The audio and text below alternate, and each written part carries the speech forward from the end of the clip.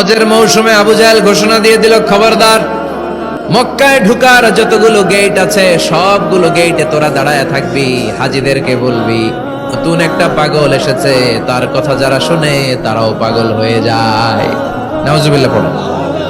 তার কর্মী হজের মৌসুমে বিভিন্ন গেটে পাঠায় দিল, মক্কায় ঢুকার হাজীদের যত গেট, বিভিন্ন দেশ থেকে হাজিরা আসবে, কর্মীদেরকে বলে দিল তোরা বলবি নতুন এক পাগলের আমদানি হয়েছে, নাম মুহাম্মদ, পড়েন নাউযুবিল্লাহ। যারাই এই মুহাম্মাদের কণ্ঠের তেলাওয়াত শুনে তারাও পাগল হয়ে যায়। আদেশ অনুযায়ী কর্মীরা মক্কার গেটে দাঁড়িয়ে দাঁড়িয়ে হাজীদেরকে বলল, হাজী সাহেব হজে যান, জমজম খান, হজ করেন, সমস্যা নাই, কিন্তু নতুন এক পাগল আসছে, এই পাগলের নাম মুহাম্মদ, এই পাগলের কাছে যারা যায় হেরাও পাগল হয়ে যায়।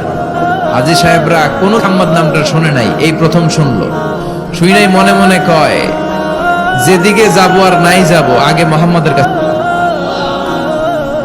সবার আগে কার কাছে যাব?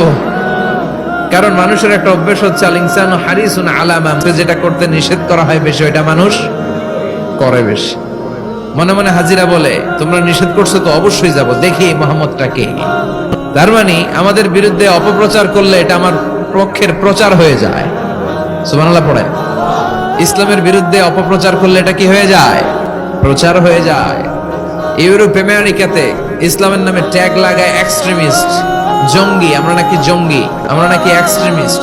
তো যারা সিভিলিয়ান আছে, খ্রিস্টান সিভিলিয়ান, ইউরোপ আমেরিকার সাধারণ জনগণ, তারা আপনাকে মুসলমানদের বিরুদ্ধে এত কথা কেন? তারা ইসলাম নিয়ে গুগলে সার্চ করে, বিভিন্ন বই পড়ে, কোরআনের ইংলিশ পড়ে।